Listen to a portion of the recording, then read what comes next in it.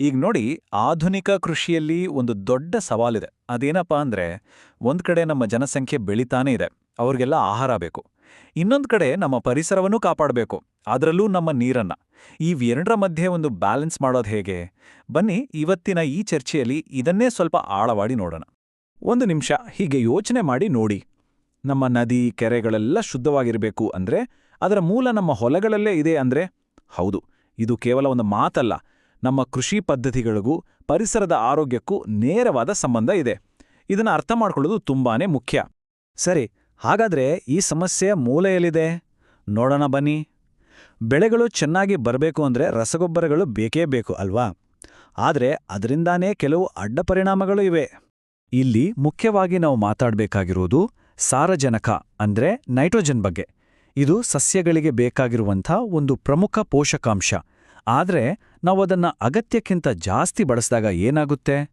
ಆ ಹೆಚ್ಚುವರಿ ನೈಟ್ರೋಜನ್ ಮಣ್ಣಿಂದ ಜಾರಿ ನೇರವಾಗಿ ನಮ್ಮ ಅಂತರ್ಜಲ, ನದಿ ಕೆರೆಗಳನ್ನು ಸೇರ್ಕೊಂಡು ನೀರನ್ನ ಹಾಳು ಮಾಡುತ್ತೆ.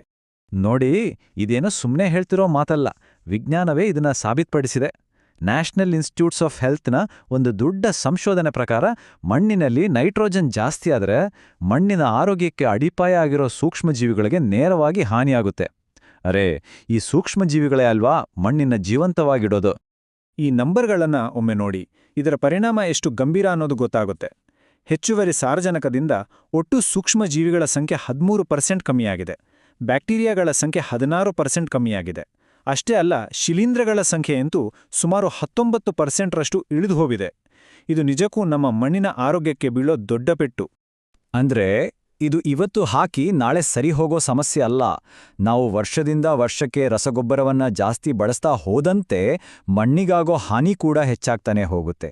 ಇದೊಂದು ರೀತಿ ನಿಧಾನವಾಗಿ ವಿಷ ಸೇರಿದ ಹಾಗೆ. ಸರಿ, ಇಷ್ಟೆಲ್ಲ ಸಮಸ್ಯೆ ಹೇಳಿದ್ವಿ, ಇದಕ್ಕೆ ಪರಿಹಾರ ಇಲ್ವಾ? ಖಂಡಿತ ಇದೆ. ನಮ್ಮ ಕೃಷಿ ವಿಜ್ಞಾನಿಗಳು ಮತ್ತೆ ಕೃಷಿ ಉದ್ಯಮದವರು ಸೇರ್ಕೊಂಡು ಒಂದು ತುಂಬಾನೇ ಸರಳವಾದ, ವೈಜ್ಞಾನಿಕವಾದ ಪರಿಹಾರ ಕಂಡಿಡ್ದಿದ್ದಾರೆ. ಅದರ ಹೆಸರೇ 4R ಪರಿಹಾರ. ಇದನ್ನೇ 4R ನ್ಯೂಟ್ರಿಯೆಂಟ್ ಸ್ಟಿವರ್ಡ್ಶಿಪ್ ಪ್ರೋಗ್ರಾಂ ಅಂತ ಕರೀತಾರೆ.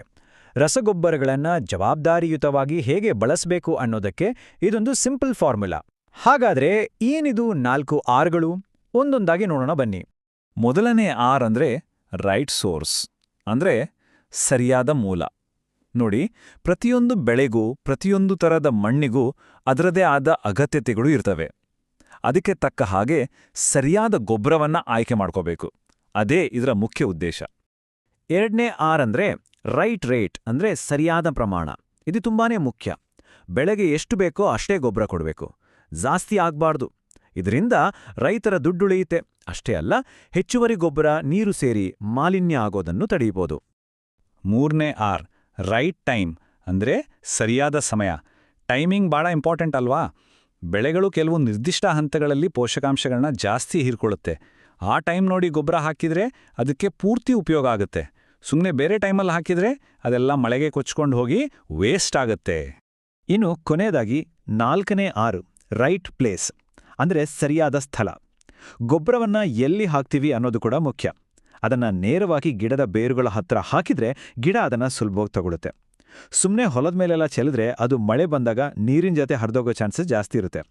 ಓಕೆ, ಈ 4R ಐಡಿಯಾ ಕೇಳೋಕೆ ಚೆನ್ನಾಗಿದೆ. ಆದರೆ ಇದನ್ನ ನಿಜವಾಗಿ ಹೊಲಗಳಲ್ಲಿ ಜಾರಿಗೆ ತರೋದು ಹೇಗೆ? ಅದಕ್ಕೂ ಒಂದು ವ್ಯವಸ್ಥೆ ಇದೆ, ಒಂದು ಸರ್ಟಿಫಿಕೇಷನ್ ಪ್ರೋಗ್ರಾಮ್ ಇದೆ. ಬನ್ನಿ ಅದರ ಬಗ್ಗೆ ತಿಳ್ಕೊಳ್ಳೋಣ. ಈ 4R ತತ್ವಗಳನ್ನ ರೈತರವರೆಗೆ ತಲುಪಿಸೋದ್ರಲ್ಲಿ ನ್ಯೂಟ್ರಿಯೆಂಟ್ ಸರ್ವಿಸ್ ಪ್ರೊವೈಡರ್ಸ್ ಅಂದ್ರೆ ಪೋಷಕಾಂಶ ಸೇವಾ ಪೂರೈಕೆದಾರರ ಪಾತ್ರ ಬಹಳ ದೊಡ್ಡದು. ಇವ್ರು ಯಾರು ಅಂದ್ರೆ ರೈತರಿಗೆ ಸಲಹೆ ಸೇವೆಗಳನ್ನ ಕೊಟ್ಟು ಈ 4R ಪದ್ಧತಿಗಳನ್ನ ಸರಿಯಾಗಿ ಪಾಲಿಸೋಕೆ ಸಹಾಯ ಮಾಡೋ ಎಕ್ಸ್ಪರ್ಟ್ಸ್. ಇದೇನೂ ಸುಮ್ಮನೆ ಸರ್ಟಿಫಿಕೇಟ್ ಕೊಟ್ಟು ಬಿಡೋದಲ್ಲ, ಇದೊಂದು ಕಠಿಣವಾದ ಪರಿಶೀಲನಾ ಪ್ರಕ್ರಿಯೆ. ಈ ಸೇವಾ ಪೂರೈಕೆದಾರರು ಸರ್ಟಿಫಿಕೇಷನ್ ಪಡ್ಕೊಳ್ಳೋಕೆ ಮತ್ತೆ ಅದನ್ನ ಉಳಿಸ್ಕೊಳ್ಳೋಕೆ ಪ್ರತಿ ವರ್ಷ ಆಡಿಟ್ಗಳಿಗೆ ಒಳಗಾಗಬೇಕು. ಇದರಿಂದ ಈ ಇಡೀ ಕಾರ್ಯಕ್ರಮದ ಕ್ವಾಲಿಟಿ ಮತ್ತೆ ಪಾರದರ್ಶಕತೆ ಕಾಪಾಡ್ಕೊಳ್ಬೋದು. ಹಾಗಾದ್ರೆ ಈ ಆಡಿಟ್ನಲ್ಲಿ ಏನೆಲ್ಲ ನೋಡ್ತಾರೆ? ನೋಡಿ, ಇಲ್ಲಿ ಹಲವು ಮುಖ್ಯ ಅಂಶಗಳಿವೆ. ಸಿಬ್ಬಂದಿಗೆ ಸರಿಯಾದ ಟ್ರೈನಿಂಗ್ ಕೊಟ್ಟಿದ್ದಾರಾ? ಅವ್ರು ಕೊಡೋ ಸಲಹೆಗಳು ವೈಜ್ಞಾನಿಕವಾಗಿದೆಯಾ? ಗೊಬ್ಬರ ಹಾಕೋಕೆ ಬಳಸೋ ಉಪಕರಣಗಳು ಸರಿಯಾಗಿದೆಯಾ? ಮತ್ತೆ ಈ ಎಲ್ಲಾ ದಾಖಲೆಗಳನ್ನ ಸರಿಯಾಗಿ ಇಟ್ಟಿದ್ದಾರಾ ಅಂತ ಎಲ್ಲವನ್ನೂ ಚೆಕ್ ಮಾಡ್ತಾರೆ. ಇದು ಒಂದು ಕಂಪ್ಲೀಟ್ ಪ್ಯಾಕೇಜ್ ಇದ್ದ ಹಾಗೆ. ಸರಿ, ಇದೆಲ್ಲವನ್ನೂ ನೋಡಿದ ಮೇಲೆ ಇದರ ಒಟ್ಟು ಸಾರಾಂಶ ಏನು? ಇದು ನಮ್ಮ ಕೃಷಿಯ ಭವಿಷ್ಯದ ದಾರಿಯನ್ನೇ ಬದಲಿಸಬಲ್ಲದು. ಅಂದ್ರೆ ನಮಗೆ ಬೇಕಾದ ಆಹಾರವನ್ನು ಬೆಳೆದುಕೊಳ್ಳಬೇಕು, ನಮ್ಮ ಪರಿಸರವನ್ನು ಹಾಳು ಮಾಡಬಾರದು. ಈ ಬ್ಯಾಲೆನ್ಸ್ ಸಾಧಿಸೋದೇ ಇದರ ಮುಖ್ಯ ಉದ್ದೇಶ. ಈ 4R ಕಾರ್ಯಕ್ರಮದ ಕೊನೆಯ ಗುರಿ ಒಂದೇ: ಬೆಳೆಗಳಿಗೆ ಪೋಷಕಾಂಶಗಳು ಪೂರ್ತಿಯಾಗಿ ಸಿಗಬೇಕು ಮತ್ತು ನಮ್ಮ ನದಿ ಕೆರೆಗಳಿಗೆ ಸೇರುವ ಮಾಲಿನ್ಯ ಕಮ್ಮಿಯಾಗಬೇಕು. ಇದು ರೈತರಿಗೂ ಲಾಭ, ನಮ್ಮ ಪರಿಸರಕ್ಕೂ ಲಾಭ ಅಲ್ವಾ? ಕೊನೆದಾಗಿ ಹೇಳೋದಾದರೆ, ಈ 4R ಸರ್ಟಿಫಿಕೇಶನ್ ಅನ್ನೋದು ಕೇವಲ ಒಂದು ಒಳ್ಳೆ ಐಡಿಯಾ ಮಾತ್ರ ಅಲ್ಲ.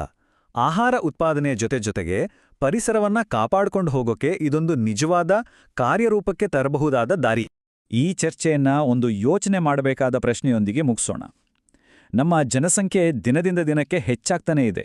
ಹೀಗಿರುವಾಗ ಈ ಇಡೀ ಜಗತ್ತಿಗೆ ಆಹಾರವನ್ನು ಕೊಟ್ಟು ನಮ್ಮ ಭೂಮಿಯನ್ನು ಉಳಿಸ್ಕೊಳ್ಳೋಕೆ ಬೇಕಾದಷ್ಟು ವೇಗವಾಗಿ ನಾವು ಹೊಸ ಆವಿಷ್ಕಾರಗಳನ್ನು ಮಾಡ್ಕೊಳ್ಳೋಕೆ ಸಾಧ್ಯನಾ?